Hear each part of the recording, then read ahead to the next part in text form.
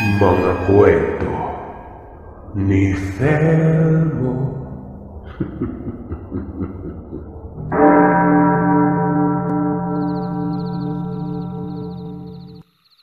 Tawagin niyo na lamang po akong Ron J. Hindi ko tunay na pangalan. Nasa 19 anyos ako nang mangyari itong kwento. Tungkol sa lihim ng aking kuya Gary. Tubong Nueva Ecija ang aming pamilya. At alam ko naman sa aking sarili na kahit papano ay nakakaluwag kami sa buhay. Dahil sa ang aking mga magulang ay may naitayong mga negosyo sa bayan na aking kinalakihan. Kasama ng aking kapatid na si Kuya Gary, sa pagkakatanda ko ay halos 7 hanggang 6 na taon ang agwat ng aming edad. At si Kuya masasabi kong idolo ko sa lahat ng aspeto. Dahil sa napaka-maabilidad nito sa mga bagay-bagay at may angking galing sa pagpapatakbo ng ilan sa mga negosyo ng aking mga magulang. Lalong-lalo ng pig farm namin dito sa Nueva Ecija. Hindi ko na lamang babanggitin ang bayan kung saan kami dito. Dahil sa baka lalong magkagulo at mag-away-away ang mga taong sangkot at nakakaalala ng kwentong aking ibabahagi. Ang mama at papa namin ay halos walang oras sa amin ng aking kuya dahil sa dami ng kanilang ginagawa para sa amin noon. Sa isang araw ay 2 beses ko lang makita si mama at papa. Isa sa umaga kapag aalis at isa sa gabi kapag nakauwi na. Ilang minuto lamang ang naibubuhos nilang oras sa amin ni kuya. Dahil ayon sa kanila ay hectic ang kanilang schedule. Dahil sa mga meeting na kailangang maayos at maasikaso ang mga investors nila. Lumaki na kami sa aming lolo at lola sa side ng aking papa.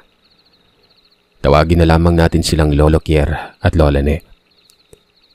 Salat man kami sa atensyon at pagmamahal ng aming mga magulang, ay hindi naman kami kinapos sa pagmamahal na ibinibigay ng aking lolo at lola.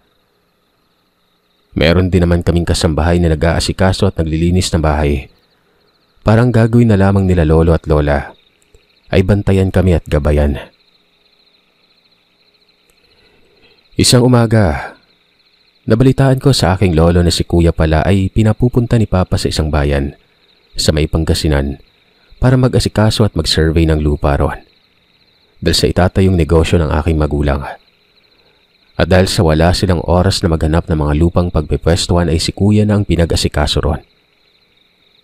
Kasama ng Lolo Kier at Lola Ne, ay nagtungo kami sa isang bayan sa Pangasinan para maghanap ng mga lupang ibinebenta. Doon ay nakilala namin si Mang Tomas.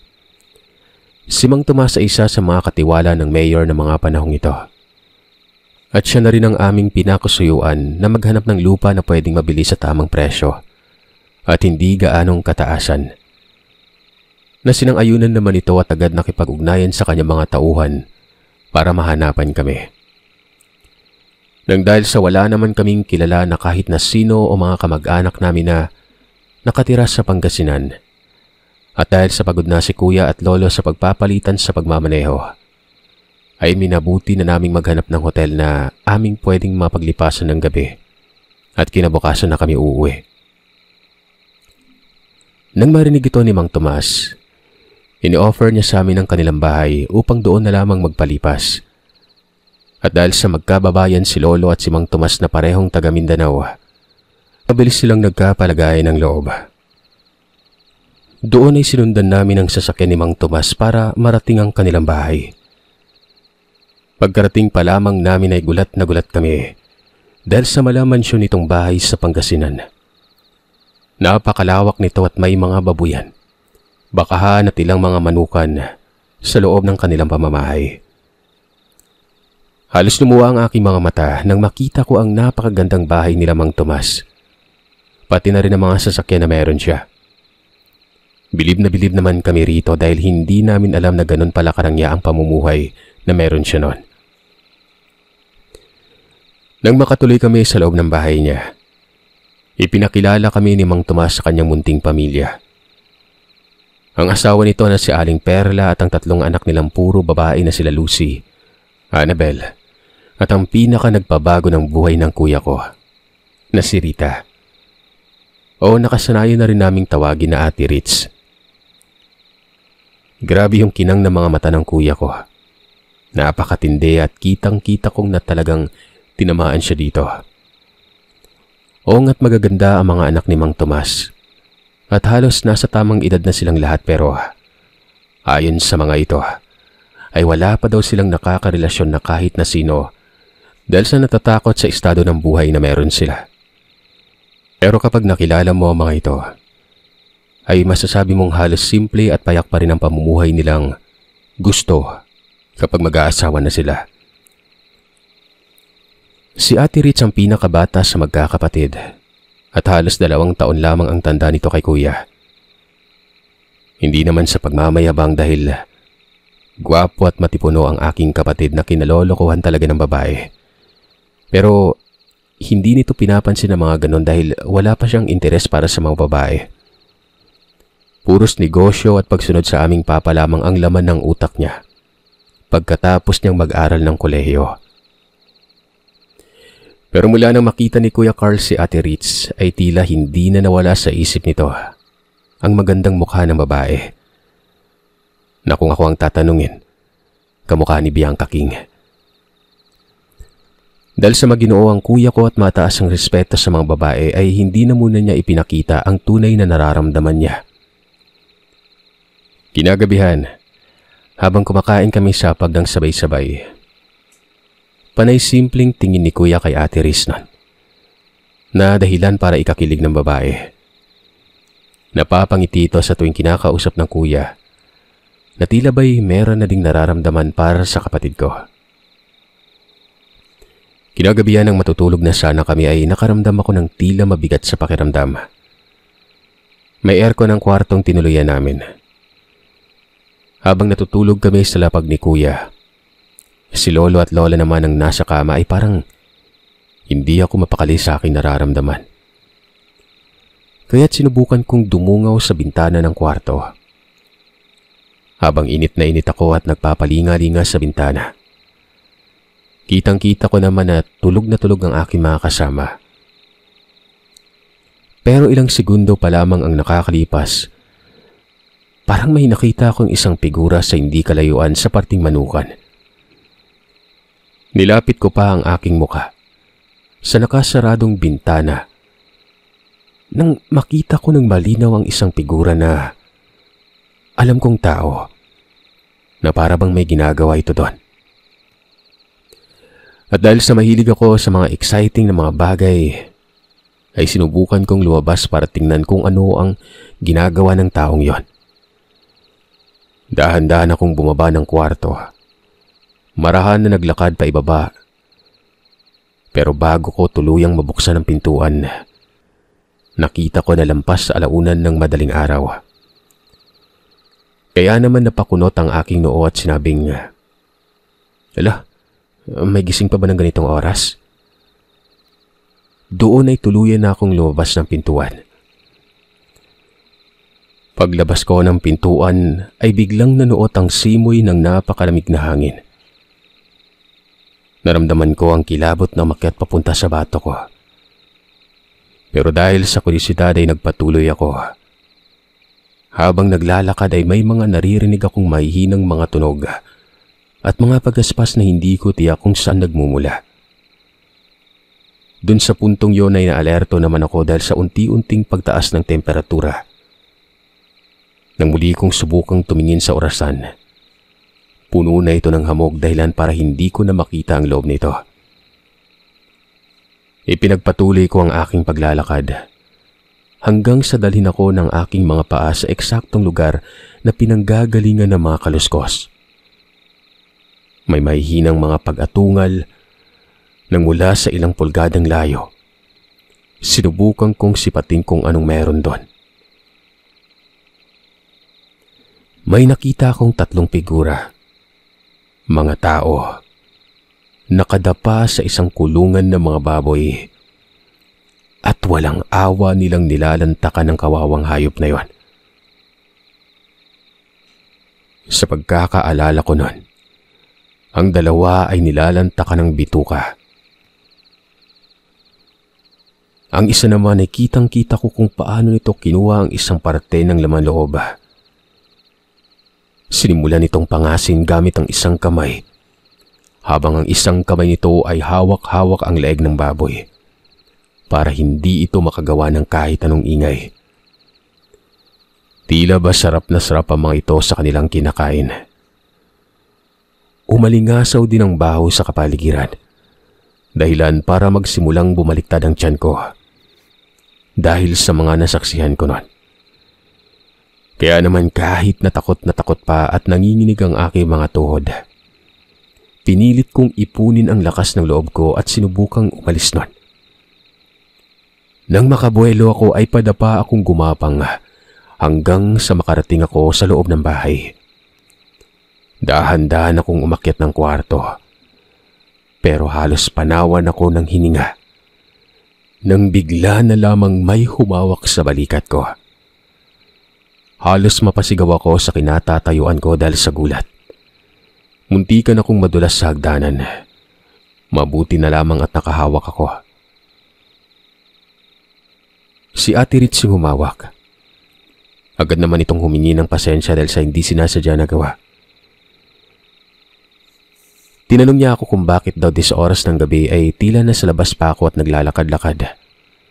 O baka naman may hinahanap ako noon. Sinabi ko na nahihirapan akong matulog dahil ba sa tila may bumabagabag sa akin noon. Sinabi naman ni Ate Ritz na ligtas kami sa bahay nila at walang mapapano dun sa amin. Pero hindi ko mawaglit sa isipan ko ang mga nilalang na lumapas sa isang inahing baboy. Nang makapagpaalam sa akin itong si Ate Ritz, ay nagdali-dali akong nagtungo sa kwarto. Muling sumilip sa bintana. Umaasang makita ko muli ang mga nilalang na nasa loob ng kudal ng mga baboy na yon. Pero sa laking gulat ko, halos wala pang ilang minuto ay wala na roon ang mga aswang. Kaya muli akong nalukob ng takot dahil napagtanto kong may mga ganun pala talagang nilalang sa lugar na yon. Napaisip ako na kung sino ang mga figura na nakita ko na lumalamon sa kawawang baboy na yon. Dahil sa mga naganap ay doon na ako nakaramdam ng antok. Kaya naman humiga na ako hanggang sa makatulog ako sa kakaisip. Laking pagtataka ko sa set ng pagkagising ko. Sa hindi ko maipaliwanag ay nasa loob na ako ng sasakyan. Ayon kay Kuya, dahil daw sa mahimbing ang tulog ko ay hindi daw nila ako magising nun. Nagtataka man sila pero sa tingin nila ay ayos lamang ako kaya binuhat na lamang nila ako at pinahiga sa may sasakyan habang katabi ko si Lola. Ang weirdo, diba? Habang bumabiyahe kami ay naikwento ko sa kanila ang tungkol sa aking mga nasaksihan kagabi. Kahit anong pagdedetalye, hindi naniniwala si Kuya. Kahit sina Lolo at Lola. Sinabihan pa ako na baka nananaginip lang ako at huwag na huwag akong gagawa ng kwento. Kung ayaw ko umanong mapahamak nun. Mayaman ang pamilya nila Mang Tomas. At dahil sa ito din naman ang kanang kamay ng mayor. Baka umano gumagawa lamang ako ng chismis. Mabuti na lamang at ako ay tulog ng umagang yun dahil kung ako daw ay nagising baka nakalika ako ng away dahil sa aking mga nabanggit. Panay naman ang iling ko ng mga panahon na yon. Sabi ko, nagsasabi ako ng totoo. Kitang-kita ng dalawang mata ko. Naaamoy ko pa nga sila habang nilalantakan ng isang buong baboy. Doon ay lalo akong napagalitan dahil sa mga narinig sa akin. Mula nang makauwi kami ng bahay, ito na ang nanlukob sa isipan ko. Tungkol sa mga bagay-bagay sa mga aswang. Nagsimula na rin akong magtanong-tanong o mag-research tungkol sa mga nilalang na yon. Ayon sa aking mga nabasa sa mga libro ay marami pala itong uri. Hindi lamang iisa, iba-iba din. Nagpapalit-anyo ang mga ito. Kaya naman labis-labis akong natakot kaya agad ko din na inalam ang mga pangontra tungkol dito. Para kung sakali malaman ko kung paano ko sila lalabanan. Kaya naman mula nang ako ay nakainkwentro ng aswang doon sa Pangasinan, lagi na akong nagdadala ng mga ito. Gaya ng bawang bilang pangtaboy. May ilang naniniwala na ang pagtapon ng asin sa labas ng bahay o sa mga pintuan at bintana ay maaring magpalaya sa mga aswang, kaya laging may isang supot ng asin ako sa bagnon. Ang abo ng palaspas ay sinasabing may kapangyarihan din upang pigilan ng mga aswang, lalo na kung ihahalo ito sa may asin at maisasaboy sa mga nilalang. Kaya naman pasimple kong kinuha ang aming palaspas na nakasabit sa labas ng pintuan. Palihim ko itong sinunog. Tinipon ko ito sa isang malaking lagayan at doon ko isinama ito sa isang supot ng asin. Ang pinakaimportante sa lahat ay ang pagdarasal at pagsambit ng mga panalangin. Karaniwang bahagi ng mga ritual sa pagpapalaya sa mga aswang at iba pang masasamang espiritu. At ito rin ang isa sa pinakamalakas na pangontra o panlaban sa mga nilalang. Isang hapon, habang naghahanap ako ng kalamansi para ilagay sa aking mga gamit, nakita ko si Ate Janina, ang aming kasambahay. Tinatanong nito kung bakit daw ako naghahanap ng kalamansi. Sinabi ko kung panlaban sa aswang tsaka pantaboy. Nasamid ito habang kumakain ng tinapay. Napangiti at sinabing hindi daw tama ang aking nabasa o napakinggan dahil sa hindi naman daw panglaban at pangtaboy ang kalamansi. Ito lamang umano ay pangkalas o pantanggal ng sumpa sa kinakain. Na ako naman ay labis na natuwa dahil sa bagong kaalaman na ito. Muli akong nagtanong kung paano ito gumagana doon. Sinabi nito na kapag daw ang pagkain ay inihain sa iyo ng hindi na mainit at may kakaibang amoy, na tila malansa at amoy imburnal, subukan mong patakan ng kalamansi yon. Kapag pinaghihinalaan mong aswang ang taong yon at ikaw ay makikikain sa bahay nila, lahat ng ulam ay patakan mo ng kalamansi para malaman mo kung anong tunay na itsura nito. Ang prosesong ang yun ay pangkalas gawa ng ito daw ang mga aswang ay may ginagawang itim na mahika sa mga pagkain. Ihahain nila ito sa kanilang mga bisita. Kapag napatakan mo ng kalamansi ang pagkain, biglang magbabago ang itsura nito. Kung minsan umano ay mga parte ng tao, mga daliri, kapiraso ng laman o kadalasang lamang loob. Yung ibang aswang naman ay ginagawa ito dahil gusto nilang hawaan ng kanilang biktima upang maging isang aswang na gaya nila. Ang proseso naman umano na yon ay ang pagyayanggaw. Dahil sa mga ikiniwento ni Ate Janina, ay labis kong nagustuhan ng mga kwento ukol dito. Maya-maya ay tumabi na ito sa akin sa lamesa at nagbahagi ng karanasan sa mga nilalang ng dilim. Ayon sa kanya, nito lamang umano nakaraang taon ay ipinagbubuntis daw niya ang kanyang anak bago ito mamasukan sa amin bilang kasambahay. Halos na sa 7 buwan na rin umano ang kanyang tiyan nun. Dahil sa wala naman daw siyang pagkakaabalahan at isa pa, mapuno ang lugar ng asawa nito. Gawa ng napagdesisyonan umano nila na doon sila titira, pansamantala, para hindi mahirapan sa pag-aasikaso sa kanilang anak. Kasama umano niya ang mga pinsan niya at ang kanyang hipag na naroroon.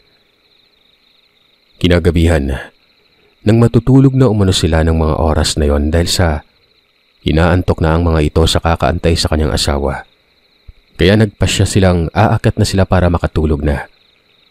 Dahil sa masyado ng gabi at pinayuhan siya ng kanyang hipag na masama ang pagpupuyat para sa mga buntis, lalo na sa bata nitong dinadala.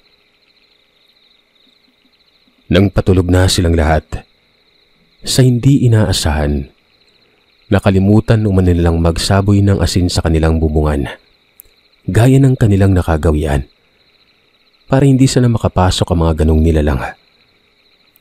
Lagi naman daw nila itong ginagawa sa araw-araw pero dahil nga sa umulan ng mga panahon yon, hanggang maghapon ay nakala na nilang buong gabi ay uulan na rin, kaya naman doon na daw nawala sa isip nila ang pagsasaboy ng asin na may halong abo ng palaspas. Hindi rin daw nakapagpalagay ng dinikdik na bawang sa bawat sulok ng bahay na isa rin sa mabisang pantaboy. Ayon pa kasi sa kanya, magkaiba daw sila ng reliyon ng hipag niya. Si Ate Janina ay isang Katoliko Romano, habang ang hipag naman umano niya isang Sabadista. Hindi naman problema ang pagkakaiba ng kanilang mga paniniwala dahil sa marunong silang rumispeto sa bawat gawin nila. Pero siguro, dala na rin nun, ay nakalimot silang dalawa. Magkatabi silang natulog ng kanyang hipag nun, para kapag may nais umano si Ate Janina, may uutusan ito. Laking pagtataka nila kung bakit maaga pa'y may naririnig na umano sila na hindi maipaliwanag na ingay, tunog ng ik-ik sa paligid. Nung una, pinipilit pa daw siya ng kanyang hipag na baka naman isang ibong panggabi lamang ito. Napadaan lamang sa labas ng kanilang bahay. Pero halos kalahating oras nang lumilipas, sige pa rin ito sa paggawa ng tunog. Ayon pa kay Ate Janina, tawag umano sa ganitong ibon sa kanila, isang palyaw. Matapos nitong sabihin niya na nagsimula daw silang lukubin ng takot nang marinig niya na pinaniniwalaan daw ito sa kanilang lugar na alaga ng mga aswang, na kapag may palyaw sa paligid ay merong aswang sa malapit. Kaya naman doon ay labis daw silang nangamba para sa magiging panganay ni ate at ng asawa nito. Ayon pa sa hipag nito na ibig daw sabihin, inaaswang silang dalawa. Nakatulog naman umano siya noon habang binabantayan ng hipag nitong gising na gising ang diwa at may yakap-yakap na isang garapong asin. Nang walang ano-ano ay biglang may kumalabog muli sa may bubungan.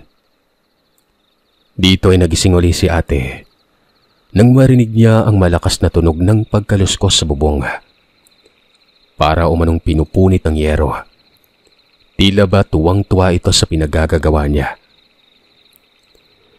Pakiramdam umano ng hipag niya ay tulis-tulis ang kamay ng kung sino ang umakyat sa kanilang bubungan.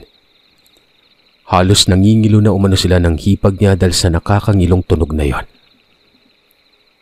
Ganun niya ilarawan sa akin ang nangyari. Nakikiramdam mo umano sila noon, habang si ate ay halos magsisiksik na sa kilikili ng hipag niya dahil sa takot nun. Hanggang sa walang ano-ano, arinig sila ng pagbasag ng bintana. Ang bintana kasi ng kanilang bahay ay gawa sa jalousie. Doon umano nasubok na maghipag ang tapang at lakas ng kanilang loob. Iniabot umano ng hipag nito ang garapon ng asin para kapag may nakapasok o nakita nila ang kung sino ang pumasok na yon, agad niyang masabuyan ng asin yon. Inatak umano siya ng kanyang hipag papatayo upang kuhain ang buntot ng pagi.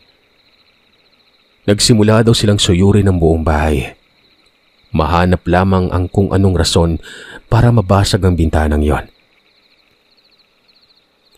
Dahan-dahan silang bumaba ng hagdan hanggang sa maramdaman ni Ate Janina na tila ba merong gumuguhit na matalim sa may paahan niya. Pagtingin niya, kitang-kita niya umano ang nilalang.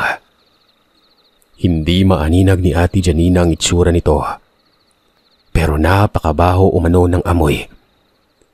Halos panawan siya ng ulirat nang dambahin ng nilalang, kaya naman daw mabilis nitong pinukpok ang garapon sa ulo ng nilalang na yon. Nabasag ang garapon. Bumuhos ang sandamakmak na asin sa buong katawan nito, dahilan para maghuhumiyaw umano ang nilalang.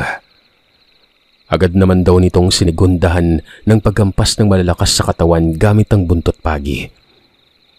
Pumulas ng takbo ang nilalang. Doon ay binangga sila at mabilis na tumalon pabalik sa basag na bintana. Ayon pa kay Ate Janina, laking pasasalamat umano nito dahil sa katapangan ng kanyang hipag na kung wala ito, malamang ay patay na sila ng kanyang unang anak. Labis naman akong napabilib ni Ate Janina sa kanyang naikwento. Isang araw, Semana Santa, inaya kami ng isa naming kaklase sa lugar sa parting Batangas. Dahil sa may maliit daw na salo-salo sa kanilang lugar. At dahil sa wala namang kaming ginagawa at maganap sa bahay ay isa ako sa sumama dahil ang dalawa sa mga kaibigan ko sasama rin naman nun. Sa pagkakaalala ko, nasa 7 o 8 kaming magkakasama noon na pumunta doon sa kanilang lugar. At dahil sa ang isa kong kaklase ang nagdala ng sasakyan ay doon na lamang kami sa kanilang van. Nang malapit na kami sa kanilang lugar, napansin namin magkakasama na tila talagang liblib na lugar na talaga ito. Wala kaming signal at halos papadilim na din naman yon nang makatuloy kami sa kanilang maliit na komunidad. Pinagtidinginan kami ng mga tao na tila ba'y sinasabi ng mga itong, "Bakit kayo naririto?" Lahat ng mga ito'y nakatitig lamang hanggang sa may isang matanda ang pumaras sa amin noon. Nagtanong sila kung saan ba kami tutungo. Doon ay sumagot ang kaklase kong tawagin na lamang nating Marge. Nanlaki ang mata ng matandang pumaras sa amin. Tumayo. Tinanong namin si Marge kung kilala niya ba ito pero ang tanging nasabi lamang nito, isa umano itong baliw na mahilig makialam sa mga bagay-bagay. Nagkatitigan kaming magkakaibigan sabay nagtawanan at hindi na lamang pinansin ang mga pagsusungit ng aming kaklase. Matapos nito ay dumating na kami sa lugar nila Marge. Sa totoo lang ay napakaganda ng kanilang lugar. Mapuno at maaliwalas at malamig ang simoy ng gabi. Pagpasok namin sa kanilang malawak na bakuran, ipinakilala niya kami sa kanyang mga magulang at iba pang kamag-anakan.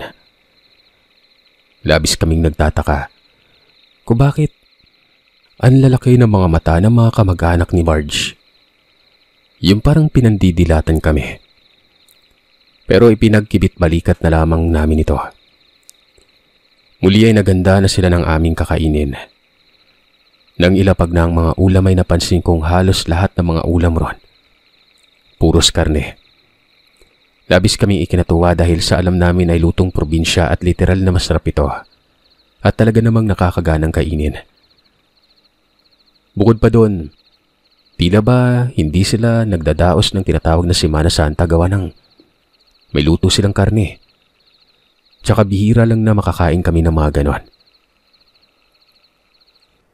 Pero nang kakain na ako ay napansin kong malansa ang luto ng karne nila.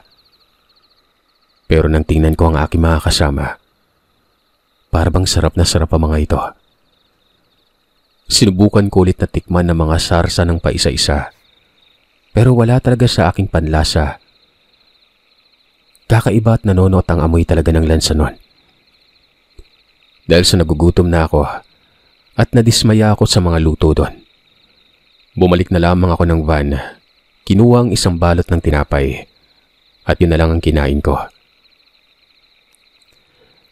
Nakaubos ako ng 3 malalaking piraso. Sa tabi ng supot ng tinapay, kung saan ko nilagay sa bag yon, napansin ko yung palagi kong daladalang mga piraso ng kalamansi.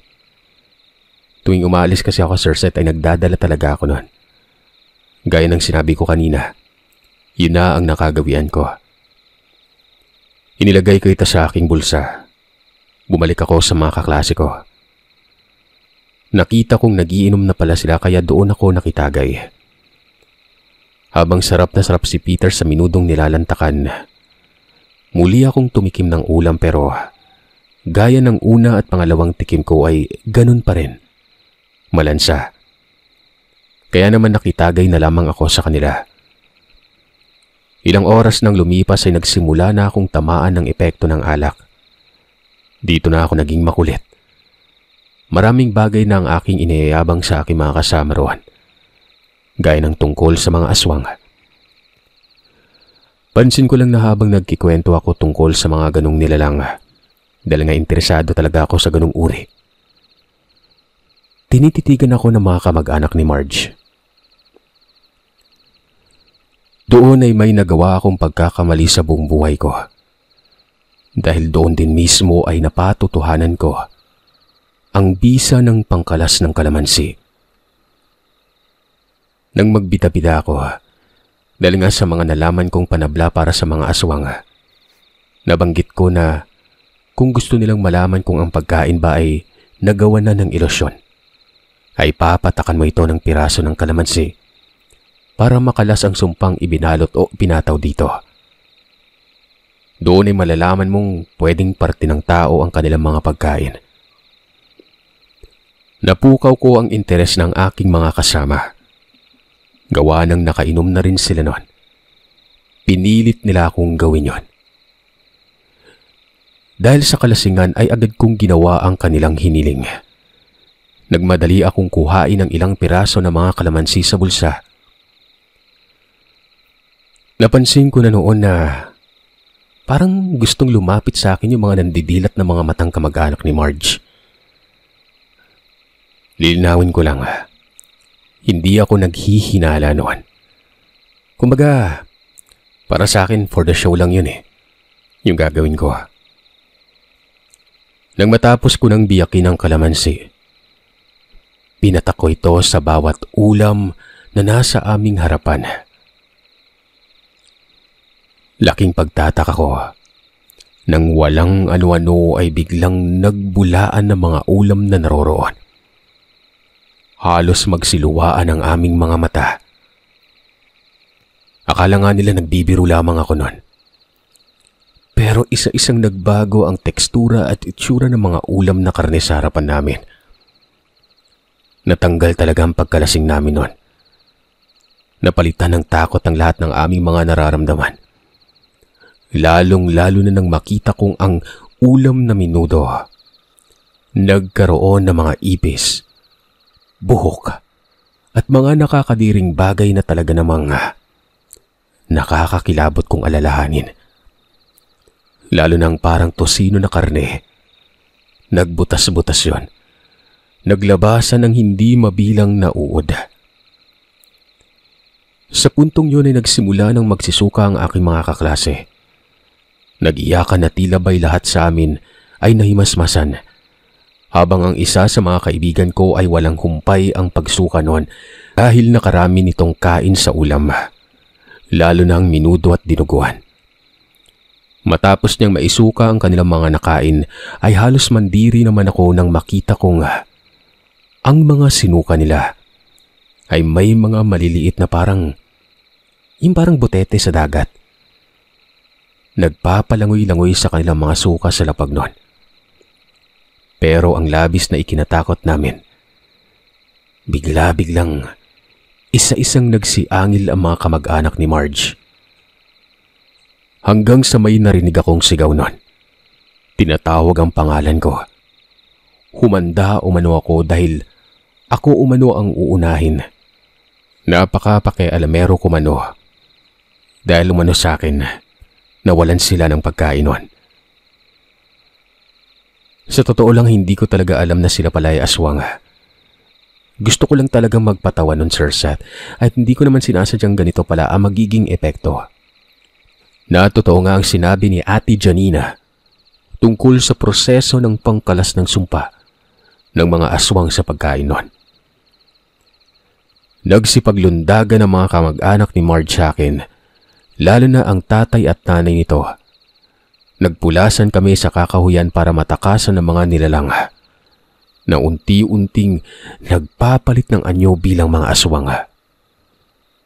Nilukob ako ng matinding takot dahil sa ang nanay at tatay ni Marge ay nagsimula ng maging mga hayop.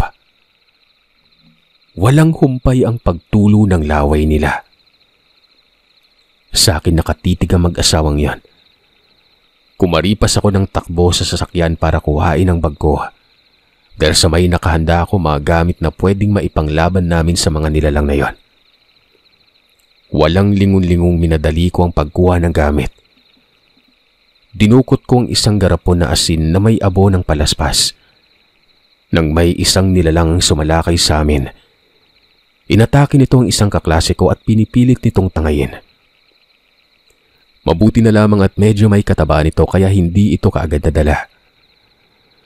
Agad ko itong sinabuyan ng isang dakot na asin at abo. Doon sa puntong yon ay laking gulat ko nang biglang umusok ang taong yon.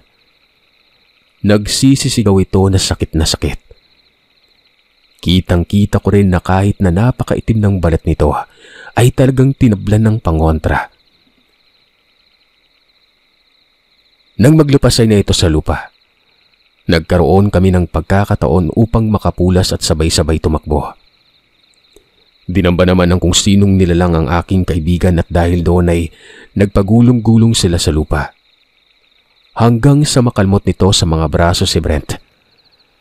Pero palaban ng kaklase kong ito, hindi nagpadaig sa takot na nararamdaman niya.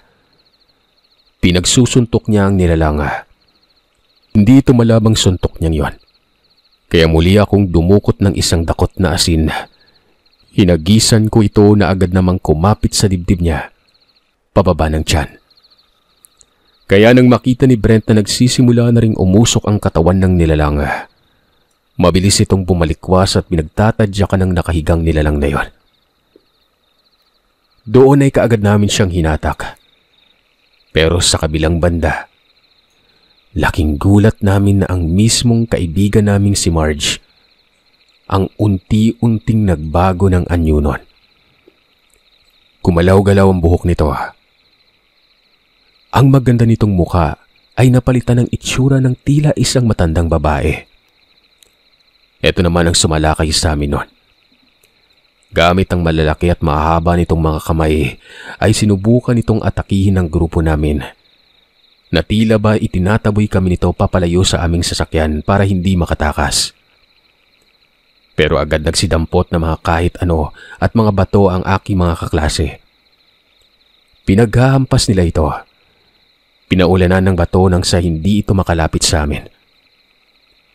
Kahit na napakaliksi nito, ay alam naman namin na hindi ito sasalakay ng tuluyan. Muling umupo ng tila mga aso ang lahat ng naroroon. At mistulang inaabangan lamang nila kung saang direksyon kami tutungo.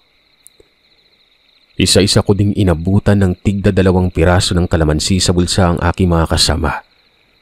Dahil ayon kay Ate Janina, kapag may kalamansi o dalanghita ka sa bulsa ay hindi ka daw matatangay ng nilalang kapag sinubukan kang bitbitin ng mga yon. Magiging doble o triple umano ang bigat mo. Matapos masaksiyan ng aking mga kaklase ang aking nagawa, nagsisunuran ng lahat sa kanila sa aking direksyon na tinatakbuhan. Hindi namin alam gawa ng hindi mapaandar kaagad yung van na yon. Dahil doon nakapwesto ang mga nilalang sa pintuan ng driver's seat.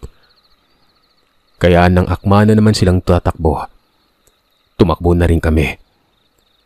Nang makalayo na kami ay nagpahinga muna kami sa isang tila kubong pahingahan ng mga magsasaka. Para kahit papano ay mabawi namin ang aming mga lakas. At pinlano namin na doon na magpalipas ng gabi. At antay na lamang na mag-umaga. Doon ay bumuhos ang matinding emosyon ng mga luha mula sa aking mga kasama. Dahil sa matinding takot at kilabot. Dahil sa aming matinding pinagdaanan. Nawala talaga ang aming kalasingan habang mulat na mulat kaming nagbabantay sa bawat isa sa amin. Tanong ang mga kasamaan ko kung bakit tila napakarami kong alam pagdating sa mga aswang nun. Nalabis nilang ikinalugot. Kanina daw nung nagkikwento ako ay tila natatawa pa sila at tinatanong sa kanilang sarili kung nababaliw na daw ba ako o talagang lasing na ako dahil sa mga pinagsasabi ko. Pero nang masaksihan nila ang lagim na aming pinagdaanan nun, ay nasabi na lamang nila sa kanilang mga sarili na tama at totoo ang mga aswang. Yung isang kasama kong si Renren ay tinanong kung bakit marami akong pangontra sa loob ng bag ko.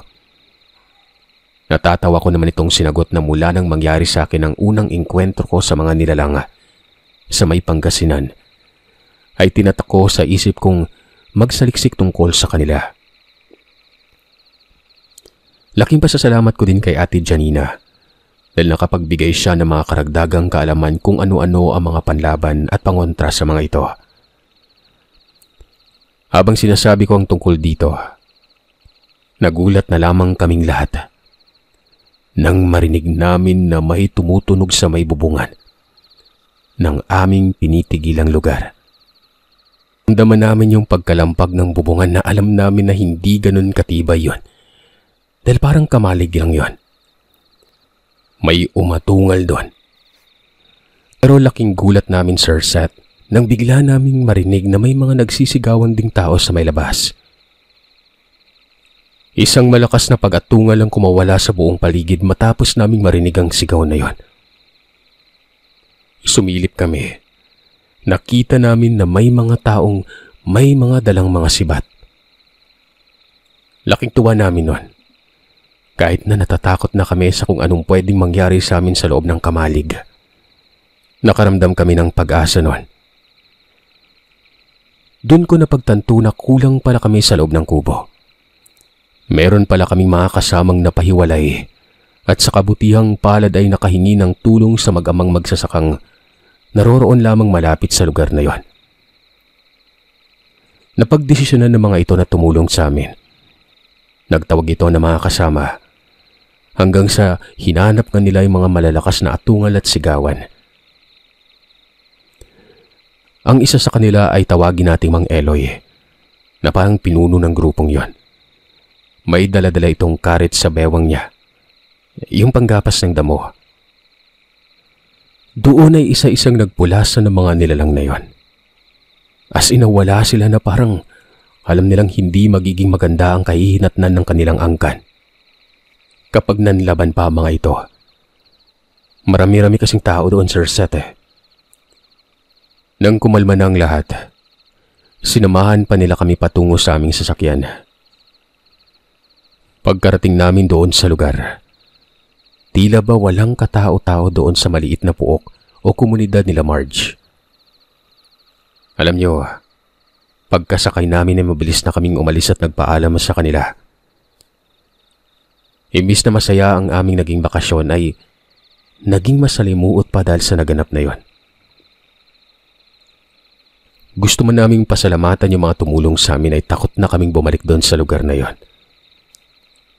Hindi ko ulubos sa kalain na noong mga panahon na yon.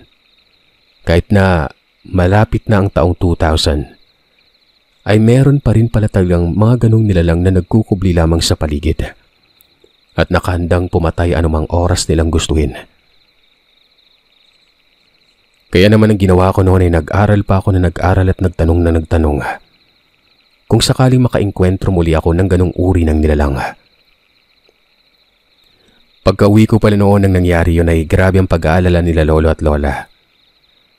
Naikwento ko ang lahat ng pangyari. Nakikinig din si Ate Janina noon. Halos ilang buwan din ang lumipas matapos ang engkwentro namin sa mga kamag-anak ni Marge. Ipinaalam ni Kuya Gary ang tungkol sa espesyal na pagtingin nito kay Ate Ritz. Na noon ay napaghihinalaan kong aswang. Gawa nga ng nangyari doon sa lugar nila, diba? Sa nasaksihan ko. Malakas kasi ang kutob ko na kamag-anak niya. Dahil pagkatapos nun hindi naman namin nabalitaan na nagreklamo sila patungkol sa mga alaga nilang hayop na napatay. Na para bang nasa loob lamang ng lugar na yon ang tinitirahan ng mga aswang. O hindi naman kaya ay alam nilang may kakain talagang kung anong nilalang sa mga hayop nila. Sinabi nito ni Kuya na bibisita daw ito sa bahay para magkita sila dahil plano nitong ligawan ng babae. Pero dahil sa layo ng kanilang pagitan at pagiging abala ni Kuya noon sa mga negosyo ng aming pamilya, ay tila nawalan ito ng oras.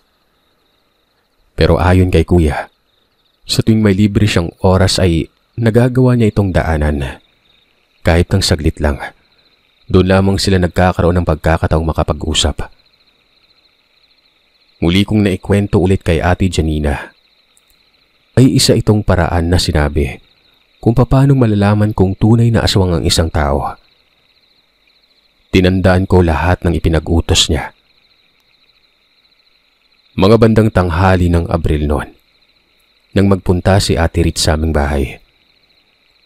Hindi ako lumapit dito. Panay lamang ang tango at ngiti ko sa tuwing inaaya ko nitong kainin ang dala nitong mga ulam. Isa-isa kong tinitigan ng mga ito at puros mga karne na ulam. Kagayang-kagaya ng luto doon sa mga kamag-anakan nila Marge sa may Batangas. Muli ay kumuha ako ng tab ng ulam. Patago ko itong ipinakita kay Ate Janina. Pinatakan namin ito ng kalamansi. Pero laking gulat namin kung bakit hindi ito bumula at nagbago. Kaya doon ay inisip namin na baka hindi yun yung ulam na sinasabi natin may sabulag. Yang siste nun, may iba pang ulam doon. Nagmadali akong sumaglit sa kusina. Isa-isa kong pinatakan ng kalamansi ang mga ulam pero laking gulat namin ni Ate Janina na hindi na naman nagbago ang anyo ng mga pagkain yon. Kaya naisip kong hindi ito nagdala ng pagkain na pangyanggaw dahil sa bago pa lamang ito. Kumbaga kinukuhang tiwala namin. Muli ay sinubukan ko pa ang isang paraan. Merong tinatagong pinatuyong seahorse noon si Ate Janina. Ang sabi nito, kapag naroroon daw yon sa labas ng pintuan, ay hindi makakapasok o makakalabas ang pinaghihinalaang aswang hanggat hindi ito natatanggal.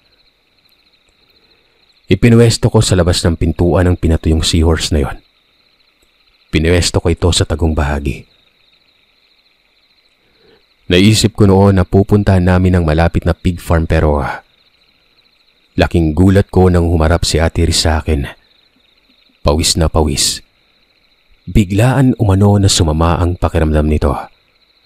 Nalabis namang ikinabahala ni Kuya Gary. Dahil kanina lang maayos naman ito. Alam mo Sir Seth, ilang oras itong hindi makalapit sa pintuan. Kahit na sinasabihan namin na dadalhin namin siya sa malapit na ospital, hindi ito makalabas. Masama umano ang pakiramdam niya. Doon ay binalungan ako ni Ate Janina na alisin ang pinatuyong seahorse. Halos ilang minuto lamang ay bigla na lamang nawala ang sama ng pakiramdam ni Ate Ritz na tila nagdahilan lamang ito. Dali-dali itong lumabas ng bahay. Takang-taka kami noon. Muli na naman akong napahanga ni Ate Janina. Tinanong ako nito na kung gusto ko bang paaminin kung tunay bang aswang itong si Ate Ritz. Umoo naman ako nang matigil na kung ano ang ginagawa niya sa kuya namin noon. Sinabi nitong bumili daw ako ng sigarilyo. Lagyan ko umano ng buhok na nanggaling sa alam niyo na. Sindihan ko man na yon. Kahit gaano daw ito kalayo ay maaamoy at maaamoy niya raw ito. Pumunta ako sa kwarto ni Lolo para kumuha ng isang yosi. Ginawa ko ang sinabi ni Ate. Doon ako sa kwarto nagsindi ng sigarilyong may halong buhok na galing sa... Nagulat na lamang kami nang bumahin si Ate Ritz. Pilit nitong sinasabi na may nagsusunog daw ng kung ano sa amin at hindi niya daw gusto ang amoy nun. Laking gulat ng lolo, lola at ni Kuya Gary na kung bakit ganun ang naging reaksyon nito. Walang humpay itong bumabahin sa hindi nila malamang dahilan. Tumutulo na ang luha at mga sipon nito sa buong mukha. Nagulat na lamang kami Sir Seth nang bigla itong umamin kahit hindi naman namin tinatanong. Sinabi nito na ang probinsya daw ng nanay nila ay nasa parating panay. Meron daw silang lahing aswang. Pero kahit ganun pa man, inamin din ito na gusto niya si Kuya Gary. Minahal daw niya ito ng tunay kaya naman wala itong balak na gawing aswang ang kuya namin. Pero hindi talaga kami naniwala sa kanya. Dahil kung magkataon ay magkakaroon ako ng hipag na aswang. At ang mas malala, baka pati si kuya, mahawa hindi katagalan. Pinatay ni Ate Janina ang sigarilyong yon sa pamamagitan ng paglublob sa tubig. Matapos niya itong gawin, nawala na lamang ang sama ng pakiramdam ni Ate Ritz. Nagmadali at nagpaalam na umuwi noon. Mula noon, binaunan namin ni Ate Janina ang bawat sulok ng bakuran na mga samot-saring pangontra sa aswang. Hindi na rin natuloy ang deal nila sa lupa dahil sa pagtutol ni Kuya Gary. At naganap na lamang sila ng lupa na mapagtatayuan ng panibagong negosyo. Makaiwas lamang sa pamilya nila Mang Tomas. Kami naman ay marunong makisama sa kapwa kaya naging tahimik kami ng ilang taon para hindi din naman makasira ng reputasyon nila sa may Pangasinan noon dahil sa isa sila sa mga prominenteng pamilya sa lugar na yon. Noong mga panahon na yon.